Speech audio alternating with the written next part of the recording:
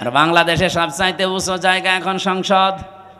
এক কথা বলছেন না, আমি এসেছি এবার জায়গা মতো। জাতির কল্যাণে যে কথাগুলো বলতে চাইবো সেই কথাগুলো বলার সুযোগ আপনার কাছ থেকে পাবো। আর সংসদের প্রথম অধিবেশনে তারা বিল আনবে, মাননীয় স্পিকার আমরা নামাজের আর যাকাতের বিল চাই। এই দেশ চলবে এখন 24-এর চেতনায়, কোন চাপাবাজি এ দেশে আর চলবে। আর এই সংবিধান অনুযায়ী এখন যে চুপ্পুমিয়া আছে রাষ্ট্রপতি অটোমেটিক বাতিল হয়ে যাবে। আমরা চাই মানুষের শান্তি, স্বস্তি, নিরাপত্তা, জুলুম থেকে বাঁচার জন্য এই 4টা কাজ রাষ্ট্রীয়ভাবে জারি হোক।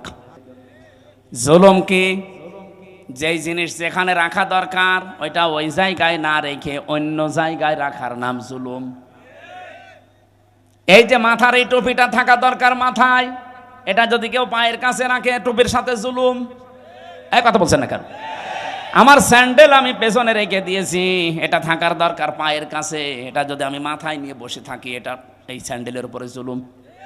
কারণ যেখানে যার স্থান ওইটা ওই জায়গায় রাখা লাগবে। আল্লাহ পাক এই কোরআনকে পাঠিয়েছেন এই পৃথিবীর ময়দানে সবচাইতে উঁচু জায়গায় রাখার জন্যে। আর বাংলাদেশে সবচাইতে উঁচু জায়গা এখন সংসদ। এক কথা বলছেন না, আমরা চাই এই কোরআন সংসদে যাক। অধ্যাপক মুজিবুর রহমানের মতো মাত্র 300 এমপির 151 জন যদি সামনে এই নির্বাচনে কোরআন বুকে নিয়ে যেতে পারে, এটা উপরে উঠে যাবে। কি এই কথা বলে না কেন? 300 জন লাগবে না, মাত্র 151 জন অধ্যাপক মুজিবুর রহমান আমরা চাই, যারা কোরআন বুকে নিয়ে যেতে পারবে। আর সংসদের প্রথম অধিবেশনে তারা বিল আনবে, মাননীয় স্পিকার আমরা নামাজের আর যাকাতের বিল চাই। উনি যখন বলবে হাত তোলেন, 151 জন যদি হাত তুলে ফেলে ওই দিন নামাজটা কায়েম হয়ে যাবে দেশে, যাকাতটা সরকারিভাবে কায়েম হয়ে যাবে। তখন আর নামাজের ওয়াজ যাকাতের ওয়াজ করা লাগবে না। ভালো কাজগুলো সব আইন পাশের মাধ্যমে চালু হয়ে যাবে। অন্যায় কাজ, অবৈধ কাজ সব আইন পাশ করে বন্ধ করে দেওয়া হবে। সূরা হজের এই 40-41 নম্বর আয়াতে 4টা কর্মসূচি আছে। আমরা চাই মানুষের শান্তি, স্বস্তি, নিরাপত্তা, জুলুম থেকে বাঁচার জন্য এই 4টা কাজ রাষ্ট্রীয়ভাবে জারি হোক। 54 বছরে যারা গেছে জারি করে নাই, এবার যারা যাবে তারা যেন করে, সেই ব্যবস্থা করে দেওয়ার দায়িত্ব ফেরেশতাদের। কাদের? বলেন বলেন। আমি যে আয়াতের শেষ অংশ পড়েছিলাম এই সংক্রান্তই। আমি এসেছি এবার জায়গা মতো। আমরা যদি সত্যি এই দেশে 151 জনকে সংসদে পাঠাতে চাই যারা বুকে কোরআন নিয়ে প্রবেশ করবে, এই কথা শুনলে সবচাইতে বেশি রাগ করবে মুশরিকরা। তারা অলরেডি এখন বুঝে ফেলছে। এই জন্য আমাদের জীবনের সব ফরজের বড় ফরজ এইটা হাতে নেওয়া দরকার। দিন যতদিন কায়েম না হবে ততদিন আমাদের স্বস্তি নেই। এটা কারো কাছে যদি রাজনীতি মনে হয়, হ্যাঁ এটাই আমাদের রাজনীতি। এটা যদি কারো কাছে মনে হয় যে এটা ধর্ম ব্যবসা, হ্যাঁ এটাই আমার ধর্ম ব্যবসা। কারো কাছে যদি মনে হয় এটা দুনিয়ার কাজ, হ্যাঁ এটাই আমার দুনিয়ার কাজ। ওখান থেকে আমি আল্লাহ 6 মাসের পরে ওরে জীবন দিলাম। বিজ্ঞান এখন দেখাচ্ছে মানুষের মায়ের পেটে 6 মাসের আগে পর্যন্ত কিন্তু জীবন দেওয়া হয় না। এর আগে বিভিন্ন স্ট্রাকচার তৈরি করা হয়। 360টা হাড় দিয়েছেন আল্লাহ, জোড়া দিয়েছেন। 9768 প্রকার চামড়া দিয়েছেন শরীরে। এক এক জায়গার চামড়ার গুণাগুণ এক এক রকম। কমপক্ষে আপনার বিভিন্ন জায়গায় যে চামড়াগুলো আছে, চামড়ার সাথে এমন কিছু সেট করা আছে, এই যে শুধু এই চামড়াটুকুতে 153টা রগ দেওয়া আছে, রেখা। পৃথিবীর আজ পর্যন্ত কোনো মানুষের এই জায়গাটা একজন আর একজনের সাথে মেলে নাই, কিয়ামতের আগে মিলবেও না। 153টা রেখা যদি কেটেও যায়, আপনার দেখবেন ঠিক হয়ে যাবে। আমার এই জায়গাটায় ছোটবেলায় একবার কাজ ঢুকে নষ্ট হয়ে গিয়েছিল। আমি পরে সাপ নিয়ে দেখেছিলাম যে না ঠিক হচ্ছে না। কিছুদিন পরে দেখি আগেরটায় আবার ফিরে গেছে। তাহলে এইটা কিয়ামতের আগ পর্যন্ত আমার সাথে এই 153টা রেখার কারো মিলছে না, মিলবেও না। এর পেছনে একটা শক্তি কাজ করছে, তিনি কে? শুধুমাত্র জহব্বা বানিয়েছেন আল্লাহ। এই যে জহব্বা বলা হয় জিবা, বিজ্ঞান এখন এই জহব্বা নিয়ে গবেষণা করে জানিয়েছে এর ভেতরে কমপক্ষে 2 কোটি আস্বাদন স্তর আছে, স্বাদ নেওয়ার স্তর আছে। এই পৃথিবীতে যত বড় রেস্টুরেন্ট হোক, রেস্তোরাঁ হোক, হোটেল হোক, 2 কোটি খাবার রান্না হওয়ার কোনো হোটেল আপনি পেয়েছেন? হ্যাঁ, আমি এই বয়সে আমার মনে হয় কতগুলো দেশ আমি ঘুরে আসলাম, পৃথিবীর কোনো উন্নত দেশেও এত প্রকার খাবার আমি পাইনি। সর্বোচ্চ খাবার পেয়েছি 180 প্রকার। এই যে গাজীপুরের কাপাসে একটা হোটেল আছে নিরিবিলি, তোতামিয়া, ও খাবার রান্না করে 180 প্রকার পর্যন্ত খাবার ওর হোটেলে আমি পেয়েছি। ও একটা মাহফিল নিয়েছিল, বললাম খাবার দেন তো, কি কি আছে দেখি। এটা কি? বলছে কাঁঠালের পাতা ভর্তা। কাঁঠালের পাতা ভর্তা বলে, এও একটা তরকারি, আর এইটা বাঁশের পাতা ভর্তা। মানে সারা দুনিয়া কুড়িয়ে মাত্র 180 প্রকার, আর আমার জহব্বার ভেতরে আল্লাহ স্বাদ নেওয়ার স্তর দিয়েছেন কত? 2 কোটি। কিয়ামত পর্যন্ত দিলেও তো এই স্বাদের স্তর শেষ হবে না। এই স্তরটা আল্লাহ দেয় কখন? বিজ্ঞান এখন জানাচ্ছে কমপক্ষে যখন 6 মাস হয়ে যায়, 6 মাসের পরে তখন আপনার ভেতরে আল্লাহর রুহু দেয়। এটা আল্লাহর সিদ্ধান্ত। রুহু কি? আল্লাহর হুকুম বা সিদ্ধান্ত। ওরা যে বলছে সিদ্ধান্ত আমার, দেহ আমার, আরে ভাই দেহ আপনার না, সিদ্ধান্ত আপনার না। এ দেহ বানিয়েছে ওই যে শুরু থেকে কে বলেন তো? আরো জোরে বলেন। মা বাবার কি দায়িত্ব ছিল? সূরা ওয়াকিয়ার ভেতরে আছে, ওরা শুধু বিছানায় ছিল, এই শেষ। বাকি যা করছে ওখান থেকে, সেই বীর্য থেকে হামজা পর্যন্ত কে? 6 মাস পরে যখন ক্ষুধার উদ্রেক দেখা দেয়, আল্লাহ পাক তখন নিজে খাবার সরবরাহ করার জন্য, তার যে রাজ্জাক নামটা আছে, ওই রাজ্জাক নামের কারণে দুনিয়ার কোনো খাবার দিলে তো আপনি হজম করতে পারবেন না, কারণ আপনার দাঁত নেই। আছে? এই জন্য মায়ের মাসিক অসুখ বন্ধ করে দিয়ে ওই নাপাক রক্তটা আল্লাহ মুখ দিয়ে দেয় না, নাভির ভেতর দিয়ে পাস করে আমাকে বাঁচিয়ে রাখে। নবীজি বলেন আল্লাহ মুখ দিয়ে না দিয়ে নাভি দিয়ে দিয়েছে কেন জানো? পৃথিবীতে আল্লাহর বান্দারা এসে যেন এই মুখ দিয়ে কোনো নাপাক জিনিস ভেতরে না দেয়। অথচ আমরা আল্লাহর এমন বান্দা যে আল্লাহ মায়ের পেটের ভেতরে মুখটা পবিত্র রেখে দিয়েছে, নাপাক রক্ত মুখ দিয়ে দেয়নি, নাভি দিয়ে দিয়েছে। অথচ এসে এখানে কত মানুষ এই মুখে নাপাক জিনিস দেয়। বলেন তো, সুদের টাকা আর ঘুষের টাকা এটা পাক না নাপাক? এখানে কত মানুষ বসে আছে টাকা ছেড়ে রাখে আর টাকা আসে। এটা কি বলে না? এটার আর একটা নাম আছে।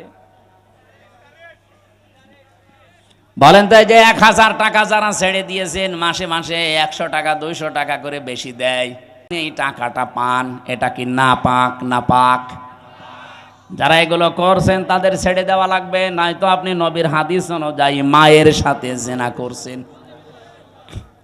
কারা কারা এই কাজে আছেন হাত তোলেন তো। এই এলাকা তো ভালো মনে হচ্ছে, আলহামদুলিল্লাহ। তাহলে তো ওসি সাহেবের কাছে অনেক নালিশ যায় না মনে হয়, এলাকা অনেক ভালো, একটা লোকও নেই। যারা এই যে নাপাক জিনিসগুলোর ভেতরে অন্যতম আর একটা এলাকায় চলে কিনা আমি জানি না, বেড়ি আছে, এটা ছেড়ে দেবে, এটা বদ অভ্যাস। ওটা খেলে মুখ পর্যন্ত আমার মনে হয় গন্ধ হয়ে যায়। যারা খায় তারা তো টের পায় না, যারা পাশে দাঁড়ায় তারা টের পায়।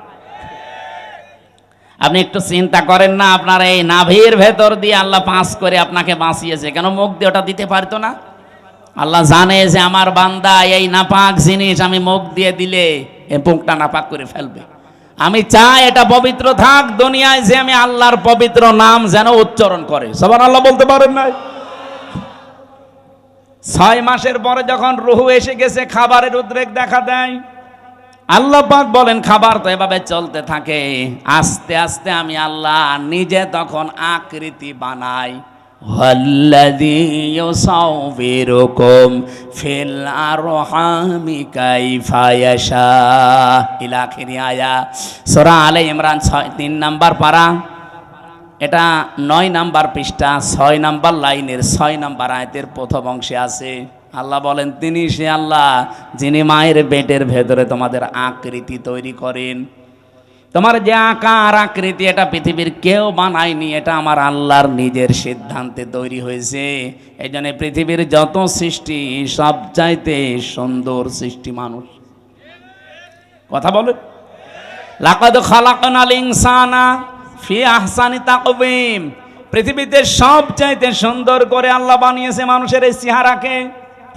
এত সুন্দর আর পৃথিবীর কোন সৃষ্টির ভেতরে আপনি পাবেন না। কিন্তু এই সুন্দর চেহারার মানুষগুলো যখন নিচে নামতে থাকে, সুম্মা রাদাদনাহু আসফালা সাফিলিন, এরা এত নিচে নামে যে পশু পাখি পর্যন্ত এত নিচে নামে না। এই বাংলাদেশে নিচে নামে নাই। আসিয়ার মতো 7 বছরের মেয়েকেও যারা ধর্ষণ করতে ছাড়ে না, ওরা কি মানুষ না জানোয়ার? জানোয়ার বললেও ভুল হবে, কারণ জানোয়ারও অত নিচে নামে না।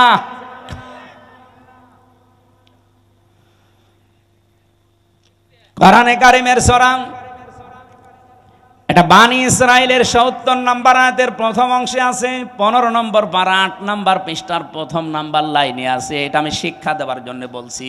ওয়ালাকাদ কাররামনা বানি আদম, আল্লাহ পাক বলেন বনি আদম সন্তানকে আমি আল্লাহ সম্মানিত করেছি। কে? আরো জোরে। বনি আদম সন্তান হলেই হবে, সে কোন ধর্ম মানে ওটা তার ব্যাপার, কিন্তু বনি আদম সন্তানকে আমি সম্মান দিয়েছি। আল্লাহ এখানে বলেন না যে আমি মুসলমান সন্তানকে সম্মান দিয়েছি, না। বনি আদম সন্তান যারা মানুষ পদবাচ্চা বিবেচিত যারা, তাদের সম্মান দিয়েছে কে? কিন্তু দুঃখজনক হলেও সত্য, এই বাংলাদেশে এই সম্মানিত সৃষ্টি মানুষের সম্মান নিয়ে সবচাইতে বেশি সিনিমিনি খেলা হয়েছে। 54 বছর তো বটেই, 15.5 বছর আরো বেশি। আমরা চাই আগামীতে এই সম্মানিত সৃষ্টি আল্লাহ যাদের সম্মান দিলেন, এই বনি আদম সন্তানের সম্মান নিয়ে কেউ যেন সিনিমিনি খেলতে না পারে। আমার কথার অর্থ আপনি বুঝেছেন? আপনি না বুঝলেও এরা বুঝেছে। আগামীতে কেউ যেন এদের সম্মান নিয়ে সিনিমিনি খেলতে না পারে, সেই ব্যবস্থা করা লাগবে। যারা এই ব্যবস্থা ভেঙে দিয়েছিলেন, ওইটা আবার জোড়াতালি দেওয়া লাগবে। আল্লাহর কথা তো অনেক ওজন, আপনি টের পাননি, আমি অনেক ভেতরে চলে গেছি। এই সম্মানিত সৃষ্টির সম্মান আমরা চাই, এদের শান্তি, স্বস্তি, নিরাপত্তা, কল্যাণ আমার আল্লাহর পক্ষ থেকে। যে মানুষগুলো তাদের ঈমানের সাথে শিরিক এবং জুলুম মিশ্রণ করবে না, তাদের জন্যে। জুলুম কি? যেই জিনিস যেখানে রাখা দরকার ওইটা ওই জায়গায় না রেখে অন্য জায়গায় রাখার নাম জুলুম। এই যে মাথার এই টুপিটা থাকা দরকার মাথায়, এটা যদি কেউ পায়ের কাছে রাখে, টুপির সাথে জুলুম। এই কথা বলছেন না কেন? আমার স্যান্ডেল আমি পেছনে রেখে দিয়েছি, এটা থাকার দরকার পায়ের কাছে, এটা যদি আমি মাথায় নিয়ে বসে থাকি, এটা এই স্যান্ডেলের উপরে জুলুম। কারণ যেখানে যার স্থান ওইটা ওই জায়গায় রাখা লাগবে। আল্লাহ পাক এই কোরআনকে পাঠিয়েছেন এই পৃথিবীর ময়দানে সবচাইতে উঁচু জায়গায় রাখার জন্যে। আর বাংলাদেশে সবচাইতে উঁচু জায়গা এখন সংসদ। এক কথা বলছে না, আমরা চাই এই কোরআন সংসদে যাক। অধ্যাপক মুজিবুর রহমানের মতো মাত্র 300 এমপির 151 জন যদি সামনে এই নির্বাচনে কোরআন বুকে নিয়ে যেতে পারে, এটা উপরে উঠে যাবে। কি এই কথা বলে না কেন? 300 জন লাগবে না, মাত্র 151 জন অধ্যাপক মুজিবুর রহমান আমরা চাই, যারা কোরআন বুকে নিয়ে যেতে পারবে। আর সংসদের প্রথম অধিবেশনে তারা বিল আনবে। মাননীয় স্পিকার, আমরা নামাজের আর যাকাতের বিল চাই। উনি যখন বলবে হাত তোলেন, 151 জন যদি হাত তুলে ফেলে, ওই দিন নামাজটা কায়েম হয়ে যাবে দেশে, যাকাতটা সরকারি ভাবে কায়েম হয়ে যাবে। তখন আর নামাজের ওয়াজ, যাকাতের ওয়াজ করা লাগবে না। ভালো কাজগুলো সব আইন পাশের মাধ্যমে চালু হয়ে যাবে। অন্যায় কাজ অবৈধ কাজ সব আইন পাশ করে বন্ধ করে দেওয়া হবে। সূরা হজের এই 40-41 নাম্বার আয়াতে 4টা কর্মসূচি আছে। আমরা চাই মানুষের শান্তি, স্বস্তি, নিরাপত্তা, জুলুম থেকে বাঁচার জন্য এই 4টা কাজ রাষ্ট্রীয়ভাবে জারি হোক। 54 বছরে যারা গেছে জারি করে নাই, এবার যারা যাবে তারা যেন করে, সেই ব্যবস্থা করে দেওয়ার দায়িত্ব ফেরেশতাদের। কাদের? বলেন বলেন। আমি যে আয়াতের শেষ অংশ পড়েছিলাম এই সংক্রান্তই আমি এসেছি এবার জায়গা মতো। আল্লাহ পাক বলেন কাবুর আলাল মুশরিকিনা মা তাদউহুম ইলাই। আমি এই কমিশনের এটা বাদ দিয়ে দিলাম। আমি একটা শিক্ষা দিতে চেয়েছিলাম, আমার মনে হয় আপনারা বুঝে ফেলেছেন যে দেহ আমার, সিদ্ধান্ত আমার, এটা আল্লাহর সাথে শিরিক। কারণ দেহ আমার না, সিদ্ধান্ত আমার না। দেহ আল্লাহ বানিয়েছে, সিদ্ধান্তও তার। ওটা সূরা আরাফের 54 নম্বর আয়াতের মাঝের অংশে আছে, আপনি বাড়ি যেয়ে তাফসীরে দেখে নিন। আমার আয়াত হচ্ছে সূরা শূরার 13 নম্বর আয়াতের শেষের অংশ। আমরা যদি সত্যি এই দেশে 151 জনকে সংসদে পাঠাতে চাই যারা বুকে কোরআন নিয়ে প্রবেশ করবে, এই কথা শুনলে সবচাইতে বেশি রাগ করবে মুশরিকরা। এই জন্য কাবুর আলাল মুশরিকিনা মা তাদউহুম ইলাই। হে নবী, আপনি যেদিকে ডাকতেছেন মানুষকে, যান আকিমুদ্দিন, যেটা অধ্যাপক সাহেব পড়ছিলেন, নামাজের মতো, রোজার মতো, যাকাত দেওয়ার মতোই ফরজ হচ্ছে আল্লাহর এই জমিনে আল্লাহর বিধানটা কায়েম করা। এই পৃথিবীতে যত নবী আল্লাহ পাঠিয়েছেন, শুধু 2 জন নবী বাদ দিয়ে প্রত্যেক নবীর উপরে তাদের আসল মিশন আর ভিশন ছিল এইটা, আনাকিমুদ্দিন ওয়ালা তাতাফাররাকু ফি। দিন কায়েম করো, কোনো ফতোয়াবাজি করবা না। এই বাংলাদেশে এরকম একটা পরিবেশ তৈরি হচ্ছে, দল মত, জাতি, বর্ণ, ধর্ম নির্বিশেষে সবাই গোবিন্দ পরামানিকের মতো মানুষ বলছে এই দেশে ইসলাম কায়েম হলে আমরা সব চাইতে নিরাপদে থাকতে পারবো। আর আপনি কি বলছেন? কি সে একটা হিন্দু মানুষ যদি কথা বলতে পারে? সেদিন গাইবান্ধায় হিন্দু এক পুরোহিত, আপনারা দেখেছেন, আমিরে জামাতের আগে বক্তব্য দেওয়ার সময় বলেছে এই দেশে যদি ইসলাম যায় ক্ষমতায়, এদেশের অন্যান্য ধর্মের মানুষেরা সবচাইতে বেশি নিরাপত্তায় থাকতে পারবে। তারা অলরেডি এখন বুঝে ফেলছে। এই জন্য আমাদের জীবনের সব ফরজের বড় ফরজ এইটা হাতে নেওয়া দরকার। দিন যতদিন কায়েম না হবে ততদিন আমাদের স্বস্তি নেই। এটা কারো কাছে যদি রাজনীতি মনে হয়, হ্যাঁ এটাই আমাদের রাজনীতি। এটা যদি কারো কাছে মনে হয় যে এটা ধর্ম ব্যবসা, হ্যাঁ এটাই আমার ধর্ম ব্যবসা। কারো কাছে যদি মনে হয় এটা দুনিয়ার কাজ, হ্যাঁ এটাই আমার দুনিয়ার কাজ। কারণ আমার এই কাজ দিয়ে আমি আখেরাত তৈরি করতে চাই। আমি একা না, আমার চাইতে বড় বড় যারা, আপনি তাকান, শারআ লাকুম মিনাদ-দ্বীন মা ওয়াসসা বিহি। ওয়াসসা মানে কি? শক্তিশালী উপদেশ। আল্লাহ বলেন শারআ লাকুম মিনাদ-দ্বীন, আমি নির্ধারিত করে দিয়েছি, নির্দিষ্ট করে দিয়েছি, নির্ধারণ করে দিয়েছি তোমাদের জন্য আমার দ্বীনকে, মা ওয়াসসা বিহি। শুধুমাত্র এতটুকু বলে আল্লাহ শেষ করে দেননি। আল্লাহ বলেন আমি শক্তিশালী উপদেশ দিয়েছি নূহকে। হে নবী, আপনাকে দিলাম যেমন মুসাকে, ঈসাকে, ইব্রাহিমকে একই নির্দেশ দিয়েছিলাম। আমি আয়াতের তাফসীর পড়তে গিয়ে দেখেছি এই পৃথিবীতে যত নবীকে আল্লাহ পাঠিয়েছিলেন, এক একজন নবীর শরীয়ত ছিল আলাদা আলাদা, কিন্তু দিন ছিল এক। আমার কথা বোঝেন? পৃথিবীর যত নবীকে আল্লাহ পাঠালেন প্রত্যেকটি নবীর দিন ছিল এক, কিন্তু শরীয়ত আলাদা আলাদা। এটা বোঝাতে গিয়ে আমি তাফসীরে একটা উদাহরণ পেয়েছি। এই এদিকে তাকান, একজন বাড়িওয়ালা 5 জন কর্মচারী রেখেছে, এক একটা কর্মচারীর কাজ আলাদা আলাদা। মালিক কয়জন? আরো জোরে। কিন্তু কাজ যাদেরকে 5টা কর্মচারী আলাদা আলাদা দিয়েছে, প্রত্যেকটা অর্ডারের উপরে মালিকের যেহেতু হুকুম আছে, প্রত্যেকটা হুকুমের দাম আছে না নেই? তারা তো প্রত্যেকেই মালিকের কর্মচারী। কাজ এক একজনকে এক একটা ভাগ করে দিয়েছে। কেউ বাজার করবে, কেউ বাড়ি ঘর ঝাড়ু দেবে, কেউ দারোয়ানিতে করবে। আল্লাহ পাক বলেন আমি মালিক, আমি দিন একটাই পাঠিয়েছি, কিন্তু এক এক নবীর শরীয়তে, জীবন বিধানের ভেতরে আলাদা আলাদা নিয়ম দিয়েছিলাম। মুহাম্মদুর রাসূলুল্লাহকে আল্লাহ যে শরীয়ত দিয়েছেন, আদমকে সে শরীয়ত দেয়নি। হযরত ঈসাকে যে শরীয়ত দিয়েছে, মুসাকে সেটা দেয়নি। কিন্তু লক্ষণীয় বিষয় একটা, যত নবী এসেছে দিন সবার কিন্তু এক ছিল, আর সবাইকে আল্লাহ নির্দেশ দিয়েছে আনাকিমুদ্দিন, দিন কায়েম করো। তাফসিরে আমি দুইটা জিনিস এখান থেকে আরো ফলো করে পেয়েছি, এইদিকে তাকান। দিন যতদিন পর্যন্ত কায়েম না হবে তোমার ব্যক্তি, পরিবার, সমাজ, রাষ্ট্র, এলাকায়, আবার শুনেন, দিন যতদিন কায়েম না হবে তোমার এলাকায়, তোমার ব্যক্তিতে, পরিবারে, সমাজে, রাষ্ট্রে, যতদিন পূর্ণাঙ্গ দিন কায়েম করার সম্ভব হবে না, ততদিন পর্যন্ত যতটুকু দিন আছে অতটুকুই টিকিয়ে রাখার জন্য চেষ্টা করা লাগবে। না আমি বোঝাতে পারিনি, এটা একটু কঠিন। দিন এখনো বাংলাদেশে যেহেতু কোরআনের 500 আইন আছে, একটাও কায়েম নেই। আছে? হ্যাঁ, কিছু কিছু আছে হালকা। এই যে পারিবারিক আইন, যেটা বিবাহ শাদী, এটা ইসলাম দেখেই হয়। আমাদের জমি জায়গা বন্টন, এটা ইসলাম দেখেই হয়। এক কথা বলছেন না কেন? নাকি অন্য কোনো নিয়ম নীতি মেনে করি আমরা? হ্যাঁ, সে ব্যক্তিগত কিছু মানুষ আলাদা আলাদা করতে পারে, সেটা আলাদা, কিন্তু আমরা অধিকাংশ মানুষ অন্তত পারিবারিক জীবনী আইনগুলো এখনো আছে।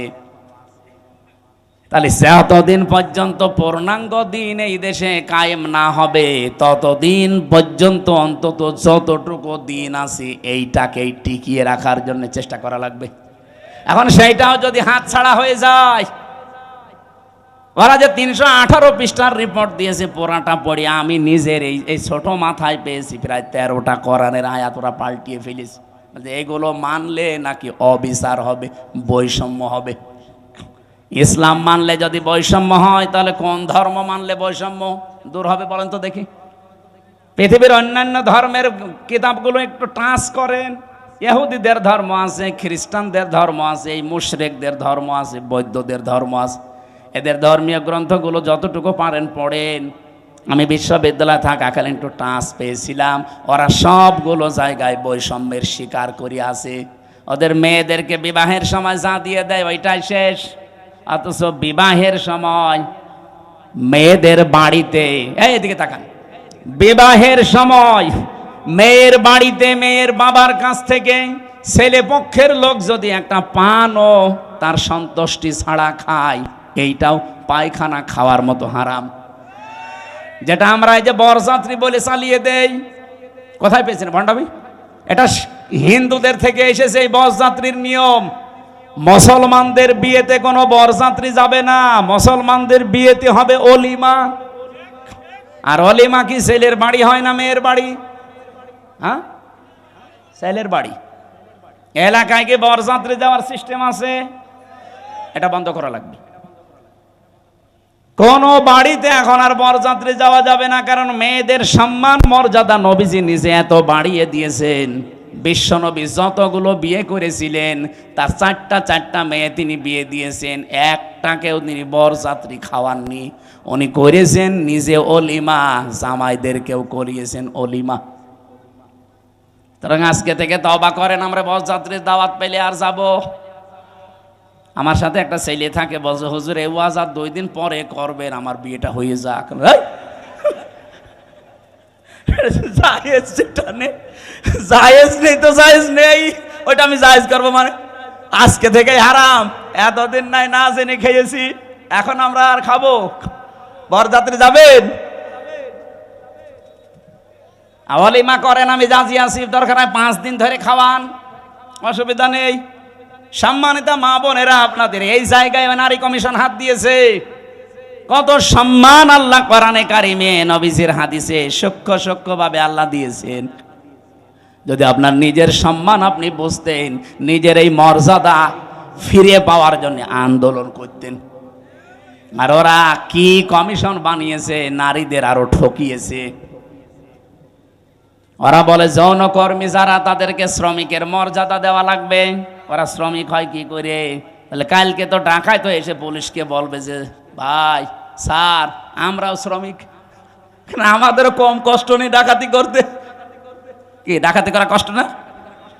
তারাও তো তাদের কাজের স্বীকৃতি চাইবে ইউনূস সাহেবের কাছে, যে আমাদেরকেও স্বীকৃতি দেন, আমরাও শ্রমিক, আমাদেরও ঘাম ঝরে।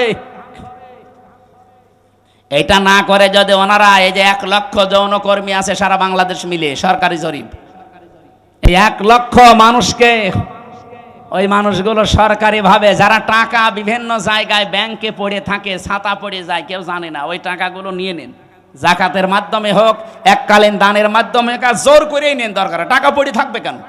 কাইলা একুনা দৌলাতাম বাইনাল আগনিয়াই মিনকুম, আল্লাহ বলেন আমি চাই না এক জায়গায় অর্থ সম্পদ টাকা পয়সা জমা হয়ে থাক, এটা ছড়িয়ে যাক, এটা কাজে লাগুক।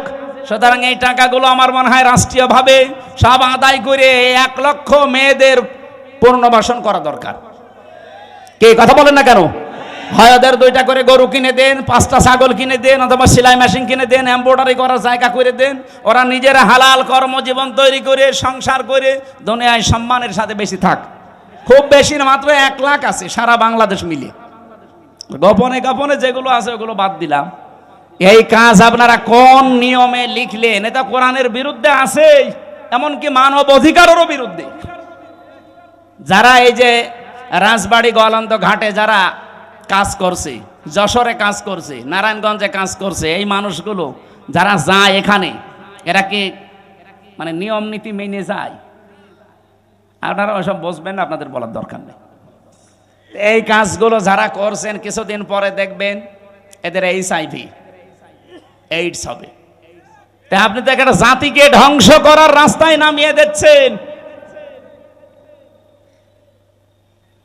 আমি আরো নিচে নামতে পারতাম, নামলাম না। বাস্তবতা এইটাই, মেয়েদের যে সম্মান ওরা আসলে বোঝে না। ওরা নিজেরা তো আমার মনে হয় মেয়ে না। ওদের 10 জনের চেহারা দেখলাম টিভির পর্দায়, একটাকে আমার মেয়ে মনে হয় না। মেয়েদের তো একটা কাটিং কোটিং থাকে, কোন কাটিং এর মেয়ে লোক? এখানে যারা পুরুষ মানুষ আছে, আমার মনে হয় আমি আওয়াজ দিলাম যে পুরুষ যারা পুরুষ প্যান্ডেলে আসেন, মহিলা যারা মহিলা প্যান্ডেলে যান, আর যারা যে বিড়ি খেয়ে বেড়াচ্ছে ওরা কি? ওরা পুরুষও না মহিলাও না, ওরা কি? হিজড়া। আমার মনে হয় ওই 10 জন যে কমিশনে আছে এগুলো একটা মেয়ে লোকও না, পুরুষও না, ওই হাফ। এই জন্য উল্টা পাল্টা রিপোর্ট দিয়েছে। এদের রিপোর্ট মানা তো দূরের কথা, এই কমিশনই বাংলার মানুষ মানে না। এই কথা বলেন না কেন? ওদের কমিশন যদি মেনে এই বিবেক বহির্ভূত কাজ করা হয়, এমন দাবানল জ্বলবে না। ওরা তো 112টা মেশিন দিয়েও পারছে না, আপনি সারা দুনিয়া এনেও পারবেন না। আমি ইঙ্গিত দিলাম, আশা করি আপনি বুঝেছেন। এরকম কোনো বিবেক বহির্ভূত কাজ এই দেশে আমরা কেউ করব না, সাপোর্টও করব না। তাহলে ভুল সিদ্ধান্ত আল্লাহ নিজে চাপিয়ে দেবেন, তখন কন্ট্রোলের বাইরে চলে যাবে। আল্লাহ আমাদের হেফাজত করুন। তা আমরা বলছিলাম দিন যতটুকু আছে এতটুকু টিকিয়ে রাখা লাগবে। এইটাও একটা আনাকিমুদ্দিন, পূর্ণাঙ্গ যতদিন কায়েম না হয়। যেহেতু এই দেশে এখনো অলিমার সিস্টেম নেই, না আছে আছে কিছু কিছু জায়গায়। স্যার আপনি কি অলিমা করেছিলেন? এনে একজন করেছে, এ স্যারে অনেক করিনি, অনেক বর যাত্রীর দান্দায় আছে। আমিও তো ওনার মতোই, আমি বেশি মানুষ নেইনি, মাত্র 7-8 জন নিয়েছি। শ্বশুরকে বলেছি দরকার হয় 170 জন খাওয়িয়ে দেবো। এই সময় তো বুঝতাম না। না, আমরা এখন যেহেতু বুঝে ফেলেছি এই সিস্টেম, এখন মেয়ের বাপের ওপরে জুলুম বন্ধ করা লাগবে।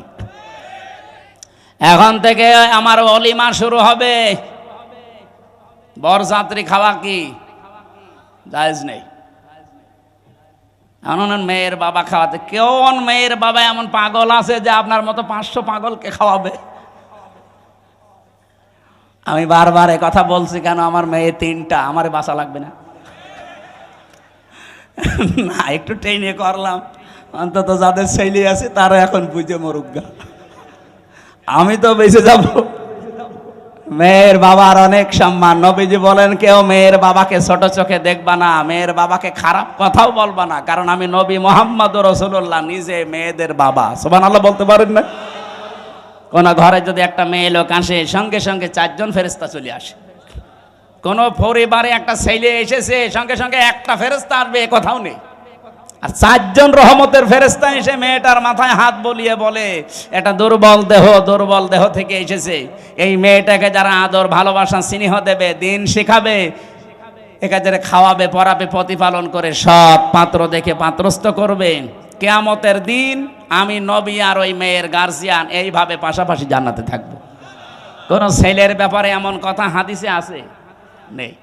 এই জন্য মেয়ে হলে যারা রাগ করেন, মন খারাপ করেন, করবেন না ভাই। আমি নিজে সহ যাদের মেয়ে আছে আমরা খুশি হব যে আল্লাহ আমাকে দয়া করে জান্নাতের অধিকারী বানিয়েছেন। বলেন সুবহানাল্লাহ। বিশ্বনবী জানিয়েছেন যার একটা মেয়ে তার একটা জান্নাত, যার দুইটা মেয়ে তার দুইটা জান্নাত, যার তিনটা মেয়ে আল্লাহ তাকে তিনটা জান্নাতের অধিকারী বানিয়ে দিয়েছেন। আল্লাহ আমাদের মেয়ে যাদেরকে দিয়েছেন এই মেয়েগুলো যেন জান্নাতে যাওয়ার মাধ্যম হয়। বলেন আমিন। কিন্তু শর্ত কয়টা?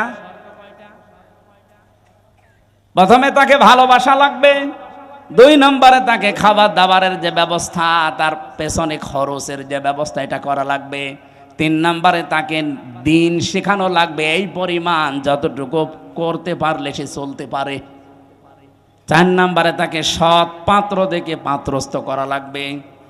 এই 4টা কাজ যদি কোনো মেয়ের গার্জিয়ান, বাবা হোক বড় ভাই হোক, এরা যদি করতে পারে কিয়ামতের দিন নবীজি বলেন আমি নিজে পাশাপাশি তাকে জান্নাতে ডেকে নেব, এবং যেই দিন থেকে মেয়ে ওর বাড়িতে আসবে ওই দিন থেকে কিয়ামত পর্যন্ত আল্লাহর রহমত তার সাথে থাকবে।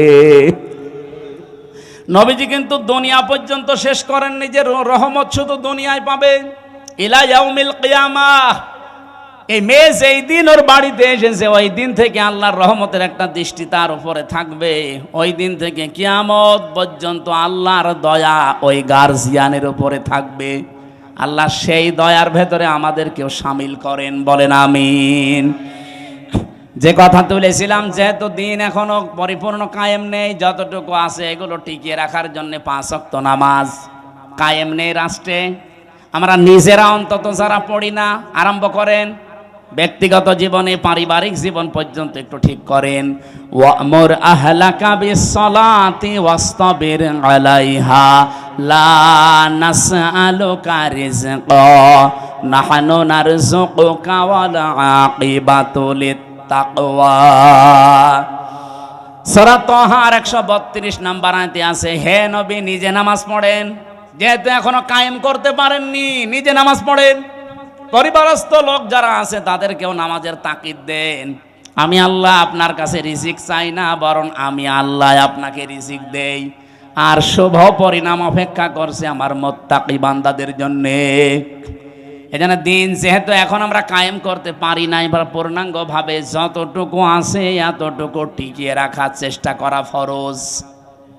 আর এই কথাগুলো বললে সব চাইতে মন খারাপ হবে, খারাপ লাগবে যারা শিরিক করে বেড়ায়, যাদের ইমানের ভেতরে শিরিক আছে, যারা মুশরিক তারা। আল্লাহ পাক বলেন আল্লাহু ইয়াজতাবি ইলাইহি মাইয়াশা।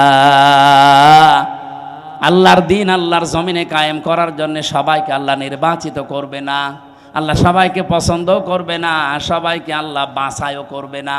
ইয়াজতাবি শব্দের শাব্দিক অর্থ হচ্ছে নির্বাচিত করা, বাছাই করা, নির্ধারণ করা, পছন্দ করা। আল্লাহ শুধু পছন্দ করবে তাকে, ওয়াহদি ইলাইহি মাইয়ুনিব, যেই লোকটা আল্লাহর দিকে মন থেকে ফিরে আসতে চায়। সুতরাং আজকে থেকে আপনি আল্লাহর বিধানের দিকে মন থেকে ফিরে আসার চেষ্টা করেন, আপনাকেও আল্লাহ দিন কায়েমের কর্মী বানিয়ে দেবে ইনশাআল্লাহ। আল্লাহ আমি সহ যারা এসেছি এই জমিনে দিন কায়েমের একজন কর্মী হিসাবে দায়িত্ব পালন করা আল্লাহ যে কবুল করবেন, তাদের সাথে আমাদেরকেও যেন পছন্দ করেন। বলেন আমিন। আরো জোরে বলছে আমিন। মেয়েরা যারা এসেছেন, সম্মানিত মা বোনেরা, জেলে থাকা অবস্থায় আমি কয়েকটা বই লিখেছিলাম মেয়েদের ওপরে। তার ভেতরে একটা আছে এই যে এটা, দাম্পত্য জীবনের সমস্যা এবং তার সমাধান কি হবে। কারণ এই 3 বছরে আমি একটা জিনিস পেয়েছি, 100 জনের প্রায় 70 জন জেল খাটতেছে তার বর কারণে। হয় যৌতুকের মামলা, অথবা এই যে নারী নির্যাতনের মামলা, যে কোনো, আমার মনে হয় সাতদের কাছে এরকম মামলায় বেশি যায়। হয় জমি জায়গা নাই মেয়ে লোক। এই বইটা নিজের বউকে পড়াবেন, মেয়েকে পড়াবেন, 120 পৃষ্ঠা আছে। দাম্পত্য জীবনের কলহ এবং তার সমাধান এই বইটার ভেতরে পাবেন। আর একটা আছে শুধুমাত্র পুরুষের জন্য, পুরুষ মানুষ সংসারে কি কি কাজ করবে দাম্পত্য জীবনে, এটাও একটু নিয়েছেন যদি থাকে।